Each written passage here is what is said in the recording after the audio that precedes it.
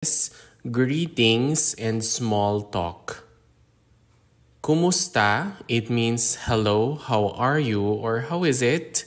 Kumusta? It can also be kamusta. Kumusta? Kamusta? Kumusta ka? Kumusta ikaw? How are you? Kumusta ka? Kumusta ikaw? Musta na? How is it going or how are you? Musta na? Okay lang or ayos lang? Just fine. Okay lang, ayos lang. Ikaw ya? How about you? Ikaw ya? Maayo man, pretty good. Maayo man. Maayo gid. Okay gid. Okay lang gid. Ayos gid. Really good. So the gid here is an intensifier. Maayo gid. Okay gid. Okay lang gid. Ayos gid. Amo man gihapon. Amo man japon. Same as always, nothing changed. Amo man gihapon. Amo man japon. Buhi pa. Buhi means alive and pa is still alive. Buhi pa. Gaginhawa pa man, still breathing. When we say ginhawa, that means to breathe. Pa is still. Gaginhawa pa man, still breathing. Salamat. Thank you. Salamat. Salamat gid. Thank you very much. Gid here is an intensifier, so it would mean salamat gid, thank you very much. Salamat gid. Madamo gid nga salamat. That means thank you very much. Madamo means many, and salamat is thank you. Gid is an intensifier. Madamo gid nga salamat. Waay kaso or wala sang kaso. It means you're welcome or it's no problem. It's not a problem. Waay kaso, wala sang kaso. Pasensya, sensya, or sorry, that means sorry.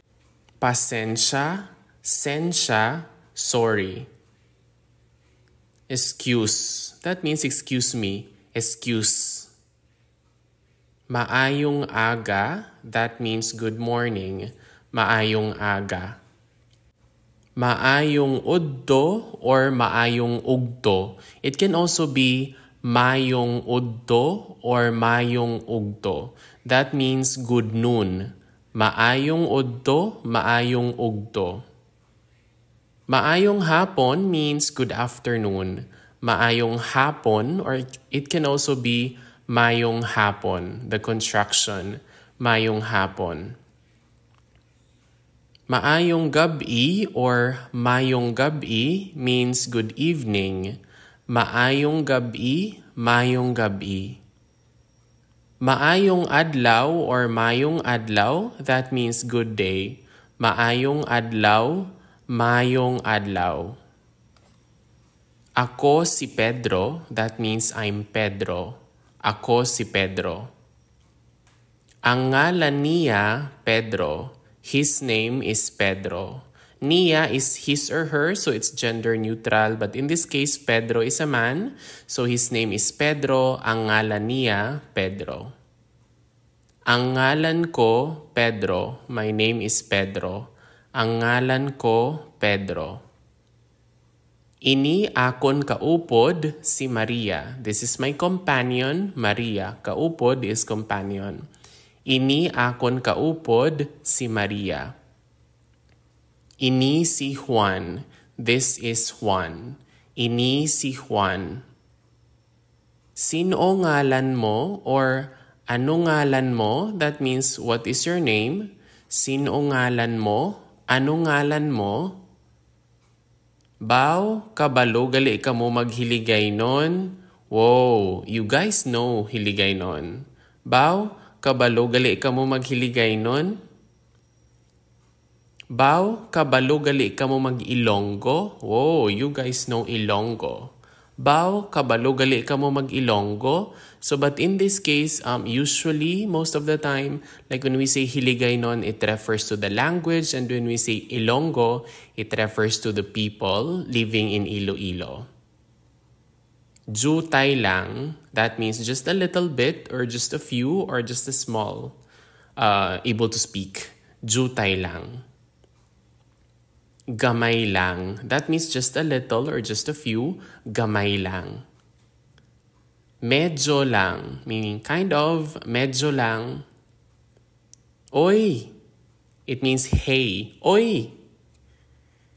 Diin ka naghalin? Where did you come from or where have you been? Diin ka naghalin? Diin ka mo naghalin? Where did you come from or where have you been? Like plural. Diin ka mo naghalin? Diin ka mo naghalin or diin ka mo halin? This means where did you guys come from or where have you guys been? Diin ka mo naghalin? Diin ka mo halin? Diin ka mo makadto? Where are you guys going? Diin ka mo makadto? Kamo is plural, so to make it singular, diin ka makadto? Diin ka mo makadto? Diri lang. Just around here, diri lang. Sa tindahan, to the market, sa tindahan. Sa plaza, sa balay, sa tindahan. Didto lang, just over there. Didto lang. Pauli na kami, we're going home. You can say pauli na kami or you can construct it. You can say puli na kami, mapuli na kami. Ano oras na? What time is it? Ano oras na? Waay ko kabalo or wala ako kabalo? Waay ako kabalo or wala ako kabalo? Or you can say waay ko kabalo, wala ko kabalo. I don't know. Ambot. It means I don't know. Ambot. Halong means goodbye or take care. Halong. Halong gid means really take care because gid is an intensifier. Halong gid. Sige. Alright, okay, go on. Okay. Sige. Tuod? Really? Tuod? Ti. Ti. And then? Then what happened next? Ti. Te. See, I told you. Te. Gani no. I know, right? Gani no. Huo means yes. Huo. Indi means no. Indi. Wala or waay means none, nothing, or no. Wala, waay, or in Karaya, it can be wara. Tagadiin ka mo, where are you guys from? Tagadiin ka mo. It can also be tagadiin ka, where are you from? Singular. Tagadiin ka. Tagadiri kami, we're from here. Or tagadiri lang kami, we're just from here. Tagadiri kami, tagadiri lang kami. Joke lang or lahog lang, just kidding. Joke lang, lahog lang. Sa Amerika ako nagapuyo. I live in America. Sa Amerika ako nagapuyo. Taga-Amerika kami. We're from America. Taga-Amerika kami. You can also say, taga-Amerika ako. I'm from America. Taga-Amerika ako. Siya, taga-Fiji. He or she, on the other hand, is from Fiji. Siya, taga-Fiji. Kabalo ako mag-Hiligaynon. I know Hiligaynon. I know how to speak Hiligaynon. I understand Hiligaynon. Kabalo ako mag-Hiligaynon. Kabalo kami mag-Ilonggo. We know Ilonggo. Kabalo kami mag-Ilonggo. Nanamian ka mo di sa Pilipinas? Do you guys like it here in the Philippines? Nanamian ka mo di sa Pilipinas? Diin ka mo gaistar? Where do you guys live? Diin ka mo gaistar? Pila ka na? Pila na imo edad? or pila na edad mo? How old are you? Pila ka na? Pila na imo edad? Pila na edad mo? 20 ako. I'm 20. 20 anyos ako. 20 ako. 20 man ako. I'm also 20. So man is 2 or also 20 anyos man ako or 20 man ako. Bata pa ka mo. That means you guys are still young. Bata is a young or a kid or a child. Bata pa ka mo. Kilala mo bala si Pedro? Do you know Pedro? Kilala mo bala si Pedro? Kumusta na siya? How is he or she doing? Kumusta na siya? Pila ka mo mag-ululutod? How many siblings do you have, like including you? Pila ka mo mag-ululutod? Ikapila ikaw or ikapila ka? What number are you in the family? Ikapila ikaw or ikapila ka? Ikaapat, fourth, ikaapat. Ako man, me too, ako man. Pareho ta, we're the same, or it's pareho kita. Pareho ta, pareho kita. Pila ang edad sang subang? How old is the oldest? Pila ang edad sang subang? Pila ang edad sang agot? How old is the youngest? Pila ang edad sang agot? 25, 25. 25 anyos na siya or 25 na siya. Ang agot ya, what about the youngest? Ang agot ya, pila ka bilog imo mga kabataan? How many kids do you have? Pila ka bilog imo mga kabataan? Dugay ka na di or dugay ka na diri? Have you been here a long time? Dugay ka na di? Dugay ka na diri? Nag-abot ako sang July. I got here or I arrived here in July. Nag-abot ako sang July.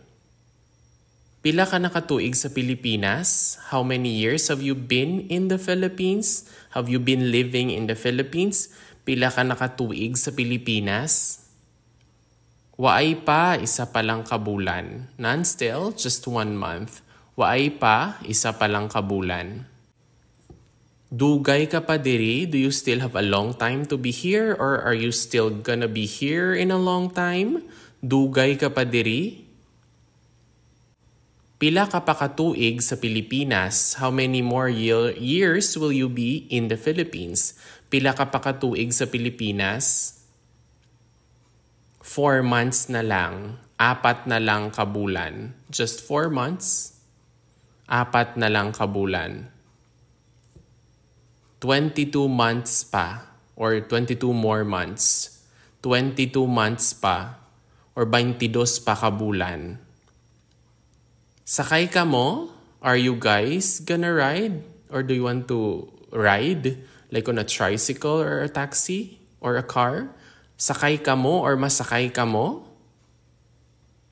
Sige lang. No thanks. Just go on. Sige lang. Or you can add also here, madamo gid nga salamat. No thanks. Thank you very much. Sige lang. Salamat gid. Or madamo gid nga salamat. Malakat lang kami. We'll just walk. Malakat lang kami. Salamat gid. You can also add salamat gid here. Malakat lang kami. Salamat gid.